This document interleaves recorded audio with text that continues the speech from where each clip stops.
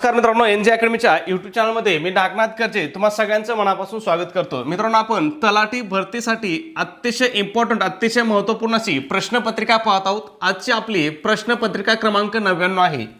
तुम्हाला माहिती आहे आपण ही प्रश्नपत्रिका TCS आणि IBPS पॅटर्नवर आधारित आपण प्रश्नपत्रिका पाहत आहोत आणि त्याच्यामध्ये आपण जीकेच्या एकूण 20 प्रश्नांचा समावेश करत आहोत। मग या ठिकाणी पहा, पहिला प्रश्न विचारला आपल्याला, कुणाची जयंती पराक्रम दिवस म्हणून साजरी केली जाते। काय विचारलं या ठिकाणी की खालीलपैकी कोणाची जयंती ही पराक्रम दिवस म्हणून साजरी केली जाते असं आपल्याला या ठिकाणी विचारलं आहे। ठीक आहे, मग या ठिकाणी आपलं योग्य उत्तर काय राहील तर नेताजी सुभाषचंद्र बोस यांची जयंती ही पराक्रम दिवस म्हणून साजरी केली जाते। मग या ठिकाणी प्रश्न असा सुद्धा विचारू शकतात की खालीलपैकी कोणता दिवस पराक्रम दिवस म्हणून साजरा केला जातो। मग कोणता दिवस पराक्रम दिवस म्हणून साजरा केला जातो तर 23 जानेवारी हा दिवस। कोणता दिवस? 23 जानेवारी। मग नेताजी सुभाषचंद्र बोस यांचा जन्म कधी झाला होता पहा, तर तो 23 जानेवारी 1897 ला काय झाला होता, नेताजी सुभाषचंद्र बोस यांचा जन्म झाला होता। हा जन्म कुठे झाला होता याच्यावरती सुद्धा प्रश्न विचारला जातो। मग कोठे त्या ठिकाणी झाला होता? कटक या ठिकाणी झाला होता। आणि कटक कोणत्या राज्यामध्ये आहे तर कटक हे ओडिशा राज्यामध्ये आहे। सगळं महत्त्वाचं आहे, लक्षात ठेवा। ठीक आहे, त्याच नंतर दुसरा प्रश्न या ठिकाणी विचारू शकतात की 23 जानेवारी हा दिवस पराक्रम दिवस म्हणून साजरा करण्यास कधीपासून सुरुवात झाली तर कधीपासून सुरुवात झाली 2022 पासून सुरुवात झाली आहे। लक्षात ठेवा, खूप महत्त्वाचं आहे। ओके, त्याचबरोबर या ठिकाणी प्रश्न असा सुद्धा विचारला जातो की नेताजी सुभाषचंद्र बोस हे राष्ट्रीय काँग्रेसच्या कोणत्या अधिवेशनाचे अध्यक्ष होते। मग हे राष्ट्रीय काँग्रेसच्या हरिपूर अधिवेशनाचे अध्यक्ष होते आणि हे हरिपूर अधिवेशन कधी झालं होतं तर ते 1938 ला झालं होतं। त्याचबरोबर त्याच्यानंतर पुढच्या वर्षी त्रिपुरी अधिवेशनाचे सुद्धा अध्यक्ष म्हणून काय सुभाषचंद्र बोस यांची निवड झाली होती। आणि या त्रिपुरी अधिवेशन कधी झालं होतं 1939 साली। आणि या अधिवेशनामध्ये नेताजी सुभाषचंद्र बोस यांनी कोणाचा पराभव केला, या अध्यक्षपदाच्या निवडणुकीमध्ये कोणाचा पराभव केला असं विचारलं जातं तर त्यांनी कोणाचा पराभव केला होता? पट्टाभी सीतारामय्या यांचा या ठिकाणी त्यांनी पराभव केला होता। या ठिकाणी महात्मा गांधीजी म्हणाले होते जर पट्टाभी सीतारामय्या यांचा पराभव झाला तर तो माझा स्वतःचा म्हणजे महात्मा गांधीजींचा पराभव असेल असं ते या ठिकाणी म्हणाले होते। मग त्याच्यामुळे काय झालं, या ठिकाणी नेहरू आणि नेताजी सुभाषचंद्र बोस यांच्यामध्ये मतभेद निर्माण झाले आणि या ठिकाणी नेताजी सुभाषचंद्र बोस यांनी काय केला, राष्ट्रीय अध्यक्ष पदाचा राजीनामा दिला।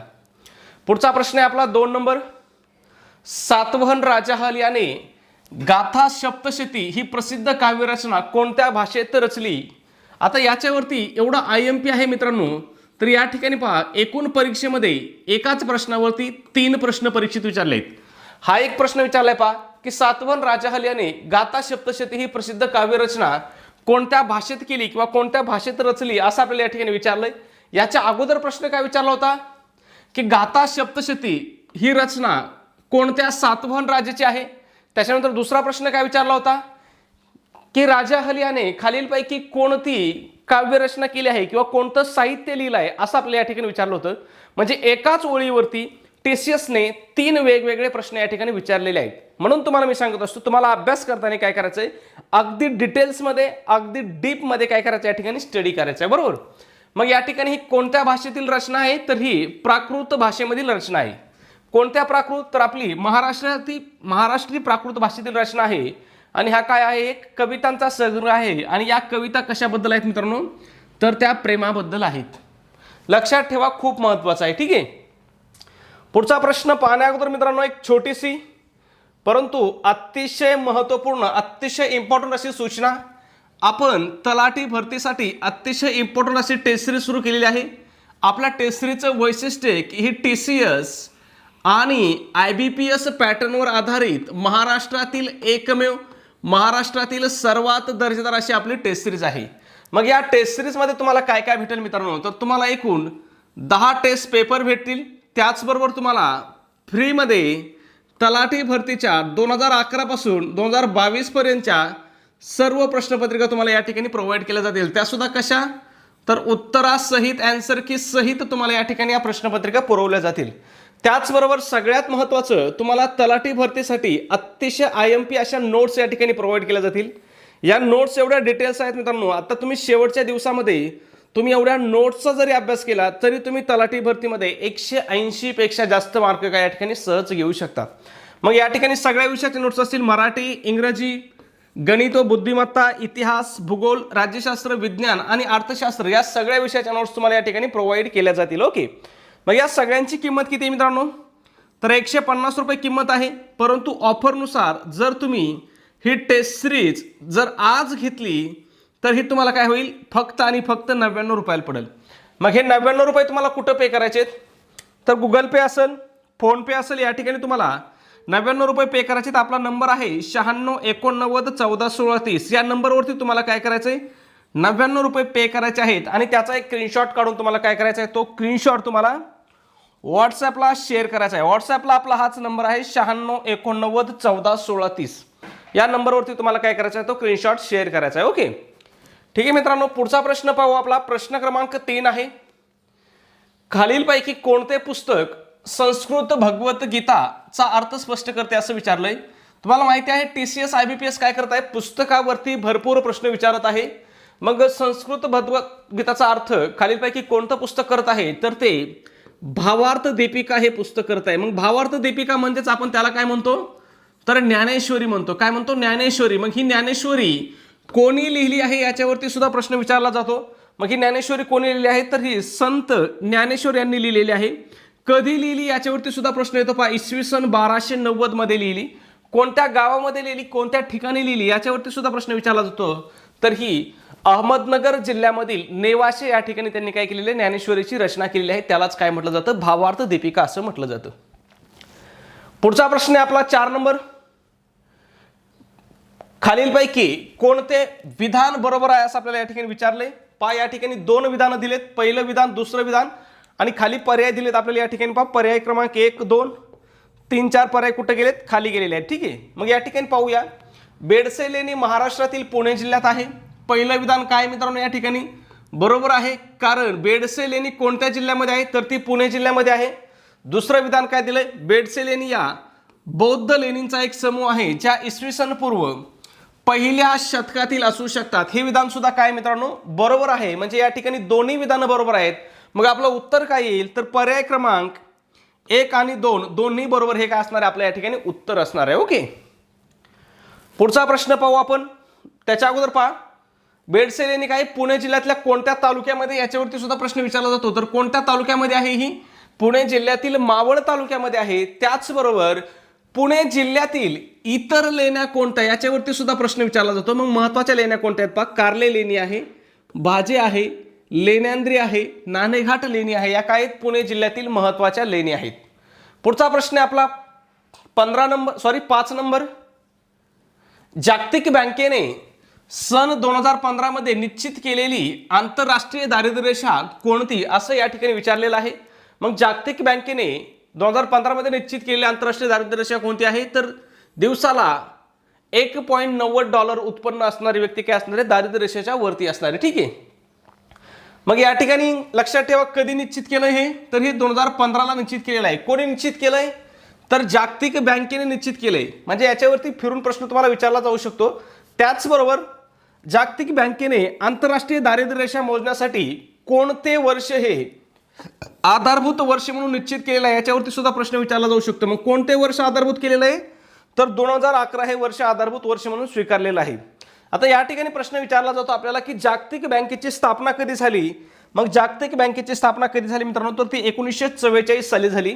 त्याचबरोबर जागतिक बँकेचे एकूण सदस्य राष्ट्र किती आहेत? तर 189 काय आहेत? एकूण सदस्य आहेत. आणि जागतिक बँकेचं मुख्यालय कोठे आहे? तर ते वॉशिंग्टन DC या ठिकाणी काय जागतिक बँकेचं मुख्यालय आहे. पुढचा प्रश्न पाहूया. त्याच्या अगोदर एक सगळ्यात महत्त्वाचं, या जागतिक बँकेचे सध्याचे अध्यक्ष कोण आहेत याच्यावरती तुम्हाला 100% प्रश्न विचारला जाणार आहे. मग कोण अध्यक्ष आहेत? तर अजय बंगा हे काय आहेत? जागतिक बँकेचे अध्यक्ष आहेत. एकूण कितवे अध्यक्ष आहेत? तर 14वे अध्यक्ष आहेत. आणि हे अजय बंगा काय आहेत मित्रांनो? भारतीय वंशाची व्यक्ती आहे. त्याच्यामुळे यांच्यावरती काय 100% परीक्षेमध्ये प्रश्न विचारला जाऊ शकतो. ओके, पुढचा 6 नंबरचा प्रश्न सिंपल सरळ सोपा प्रश्न विचारला होता. TCS भरपूर प्रश्न सोपे विचारतं. या ठिकाणी पहा, डॅश महाराष्ट्र राज्याची अधिकृत भाषा आहे असं आपल्याला या ठिकाणी विचारलेलं आहे. मग महाराष्ट्राची अधिकृत भाषा कोणती आहे? तर मराठी ही काय आहे? महाराष्ट्राची अधिकृत भाषा आहे. मग या ठिकाणी प्रश्न आपल्याला विचारला जातो की भारतीय राज्यघटनेमध्ये कोणत्या भागामध्ये भाषेविषयक तरतुदी आहेत? मग कोणत्या भागामध्ये आहेत? तर भाग 17 मध्ये काय भाषेविषयक तरतुदी या ठिकाणी देण्यात आलेल्या आहेत. पुढचा प्रश्न आहे आपला 7 नंबर. भारतीय राज्यघटनेतील खालीलपैकी कोणत्या कलमात मूलभूत कर्तव्य प्रदान करण्यात आलेले आहेत? मग मूलभूत कर्तव्ये भारतीय राज्यघटनेतील कोणत्या कलमामध्ये देण्यात आलेले आहेत? तर कलम 51A मध्ये मूलभूत कर्तव्याचा समावेश करण्यात आलेला आहे. आता या ठिकाणी आपल्याला दुसरा असा प्रश्न विचारला जातो की कोणत्या समितीच्या शिफारशीनुसार भारतीय राज्यघटनेमध्ये मूलभूत कर्तव्याचा समावेश करण्यात आला? मग कोणत्या समितीच्या शिफारशीनुसार? तर स्वर्णसिंग समितीच्या शिफारशीनुसार भारतीय घटनेमध्ये काय मूलभूत कर्तव्याचा समावेश करण्यात आला. तो समावेश कोणत्या कलमामध्ये करण्यात आला? तर कलम 51A मध्ये करण्यात आला. सध्या याच्यामध्ये किती मूलभूत कर्तव्य आहेत?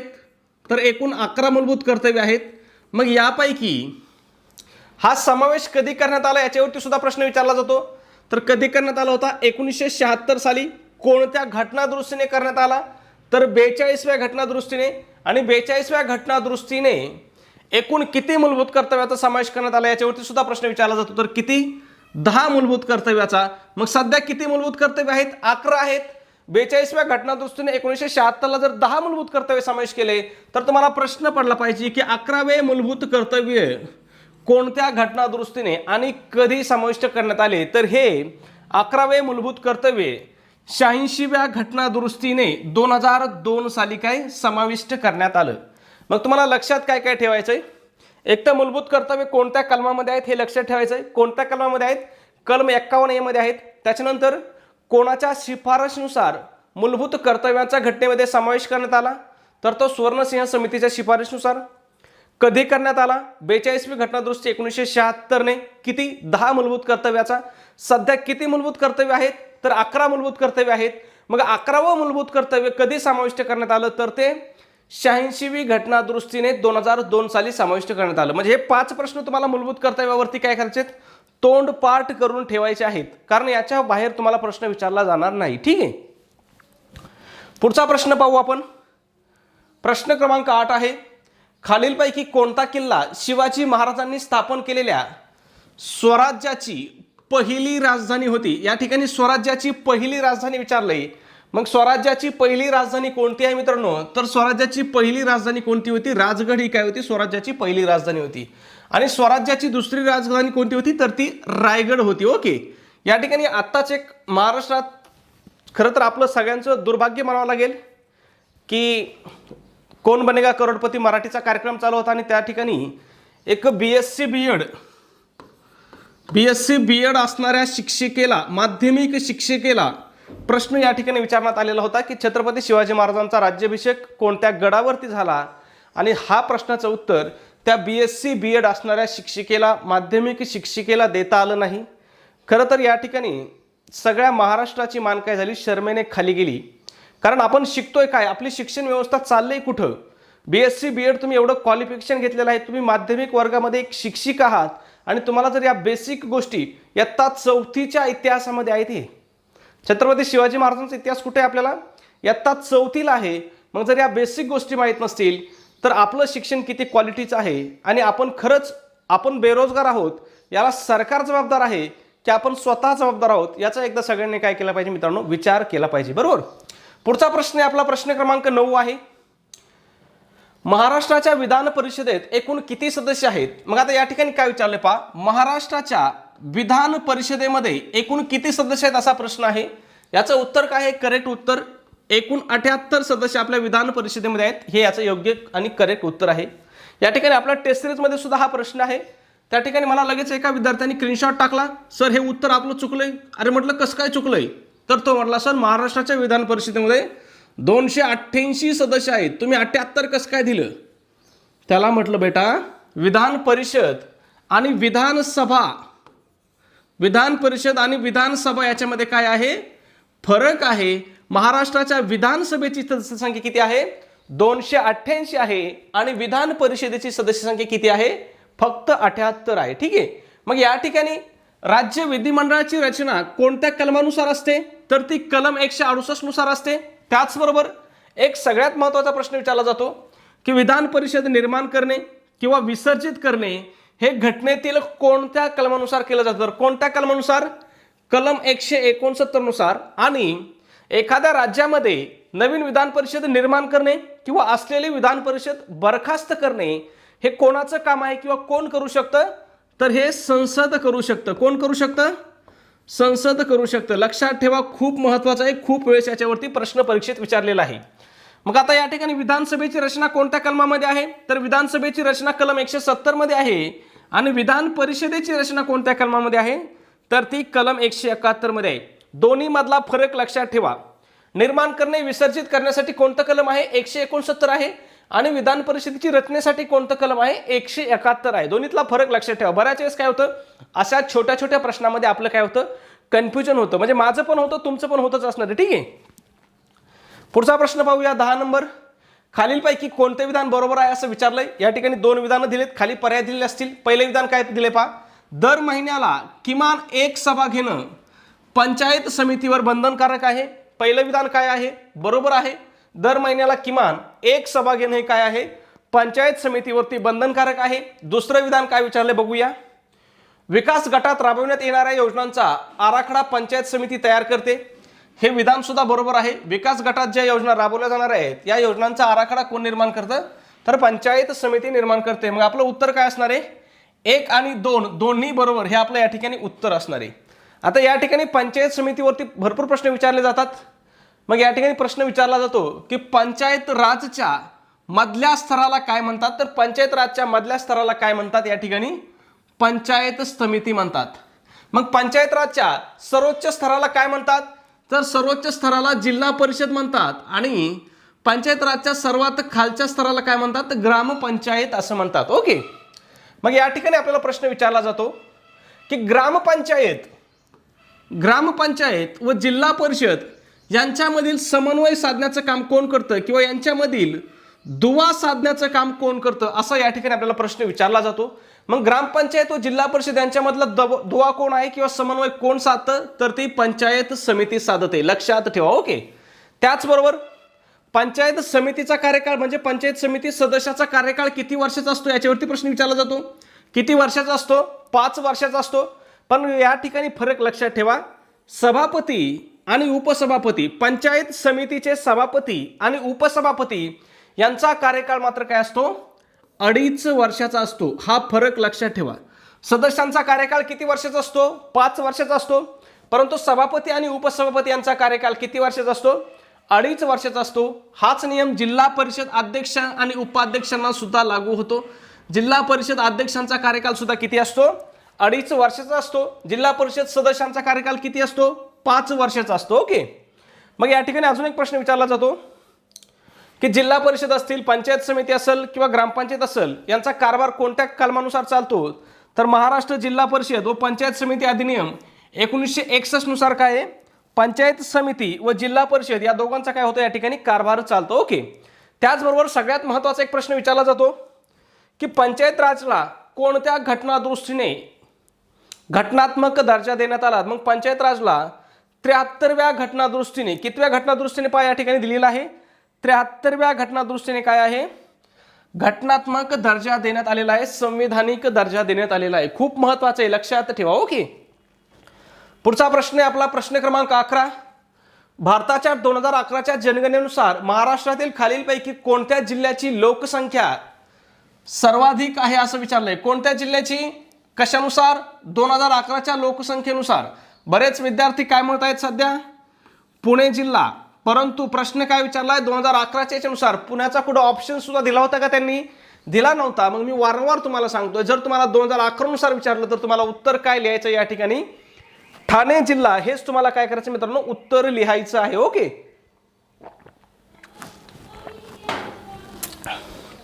पुढचा प्रश्न पाहूया. प्रश्न क्रमांक 12 आहे.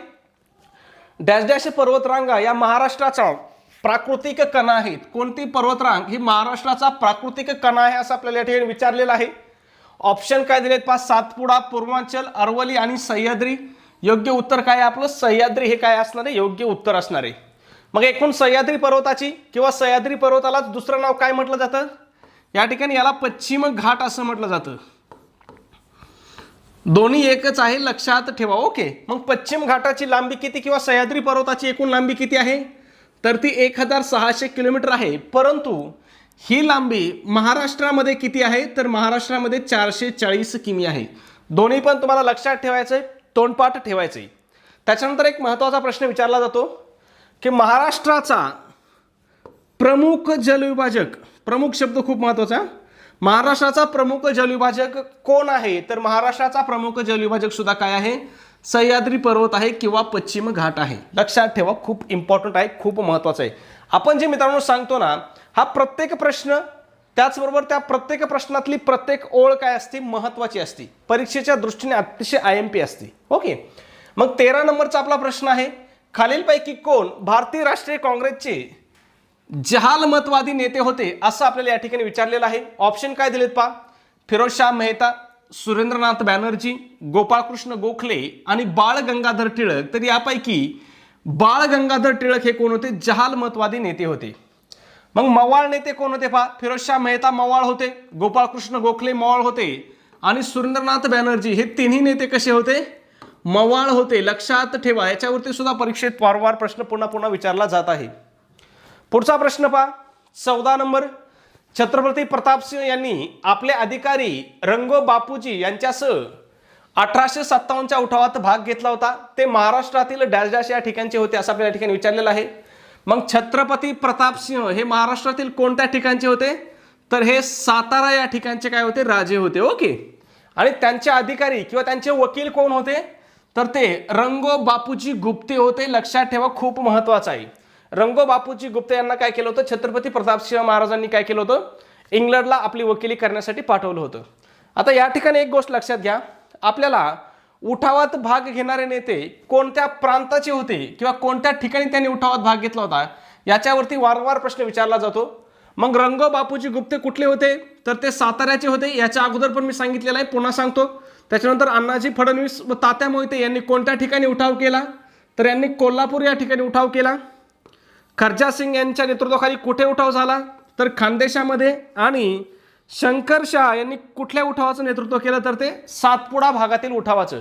खूप महत्त्वाचं आहे मित्रांनो. 1, 2, 3, 4च माहिती आहे, परंतु चारही तुम्हाला परीक्षेच्या दृष्टीने काय अतिशय इम्पॉर्टंट, अतिशय महत्त्वपूर्ण आहे. ठीक आहे. पुढचा प्रश्न पाहूया, 15 नंबर. कोल्हापूर टाउन हॉल संग्रहालय हे खालीलपैकी कोणत्या वास्तुकलेचं उदाहरण आहे? मग कोल्हापूर टाउन हॉल संग्रहालय हे निओ गॉथिक या वास्तुकलेचं उदाहरण आहे. त्याच्यानंतर या ठिकाणी प्रश्न विचारला जातो की टाउन हॉल संग्रहालय हे खालीलपैकी कोणत्या शहरामध्ये आहे? मग हे कोणत्या शहरामध्ये आहे मित्रांनो? तर हे कोल्हापूर शहरामध्ये आहे. पुढचा प्रश्न आहे, वन लाइनर प्रश्न आहे, परंतु वारंवार रिपीट होणारा प्रश्न आहे. काय विचारलंय? केलुचरण मोहपात्रा.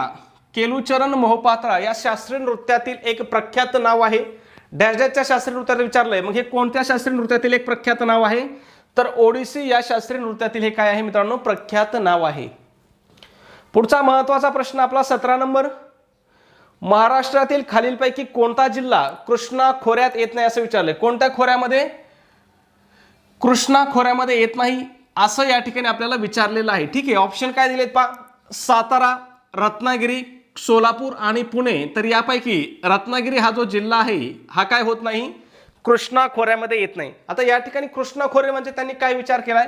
कृष्णा आणि कृष्णेची उपनदी भीमा या दोन्ही नद्याचा काय केला यांनी? विचार केला. हे कशावरून कळालं आपल्याला? तर हे पर्यायावरून कळालं. कारण सोलापूर जिल्हा सुद्धा काय होतो? भीमा नदी खोऱ्यात येतो. पुणे जिल्हा सुद्धा काय होतो? भीमा नदी खोऱ्यामध्ये येतो. मग भीमा नदी काय आहे? ती कृष्णाची उपनदी असल्यामुळे यांनी काय केलं? या ठिकाणी कृष्णा नदीचं खोरं म्हणून त्याचा समावेश केलेला आहे. मग जर ते पाहिलं तर मग कृष्णा नदी खोऱ्यामध्ये येणारे महत्त्वाचे जिल्हे कोणते असतील पहा: सातारा, सांगली, त्याच्यानंतर कोल्हापूर, सोलापूर, पुणे आणि नगर. ओके. आणि या कृष्णा नदीच्या उपनद्या कोणत्या आहेत याच्यावरती सुद्धा वारंवार प्रश्न विचारला जातो. मग वेण्णा, कोयना, एरळा, वारणा, पंचगंगा, घटप्रभा आणि भीमा या काय आहेत? कृष्णा नदीच्या महत्त्वाच्या उपनद्या आहेत. पुढचा प्रश्न आहे 18 नंबर. खालीलपैकी कोणती महाराष्ट्रातील मुख्य जमात आहे असं आपल्याला विचारलंय.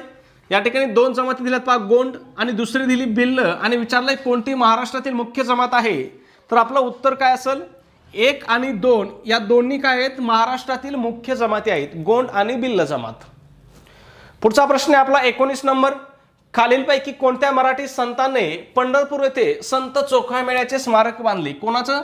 संत चोखामेळ्याचं स्मारक कोणी बांधले असं आपल्याला विचारलंय. मग हे कोणी बांधलं होतं? तर हे संत नामदेवांनी बांधलेलं आहे. आणि कुठं बांधलेलं आहे? तर ते पंढरपूर या ठिकाणी बांधलेलं आहे. खूप महत्वाचं आहे, लक्षात ठेवा. ओके. त्याचबरोबर आता या ठिकाणी आपल्याला विचारलं जातं की संत नामदेव कोणाला गुरु मानत होते? तर संत नामदेव संत ज्ञानेश्वरांना काय करायचे? आपला गुरु मानायचे. त्याचबरोबर संत नामदेवांनी पंजाबमधील घुमान या ठिकाणी काय केलेलं आहे? वारकरी संप्रदायाचा प्रसार व समाजकार्य केलेला आहे. लक्षात ठेवा, याच्यावरती भरपूर वेळेस प्रश्न विचारला जातो. ठीक आहे. पुढचा आणि आपला शेवटचा प्रश्न, प्रश्न क्रमांक 20. 1905च्या भारतीय राष्ट्रीय काँग्रेसच्या अधिवेशनाचे अध्यक्ष खालीलपैकी कोण होते असं विचारलंय. कोणत्या अधिवेशनाचे? तर ते 1905च्या अधिवेशनाचे. मग या प्रश्नाचं उत्तर काय करायचं मित्रांनो तुम्हाला कमेंटमध्ये सांगायचं आहे. त्याचबरोबर चॅनलला सबस्क्राईब करायचं राहून गेलं असेल तर लगेच सबस्क्राईब करून घ्या. आणि व्हिडिओ आवडला असेल तर प्लीज व्हिडिओला एक लाईक करा आणि आपला व्हिडिओ तुम्हाला कसा वाटतो हे सुद्धा कमेंटमध्ये नक्की सांगा. ओके. धन्यवाद मित्रांनो. भेटूया आपल्या उद्याच्या पुढच्या व्हिडिओमध्ये. तोपर्यंत सर्वांना जय हिंद, जय महाराष्ट्र.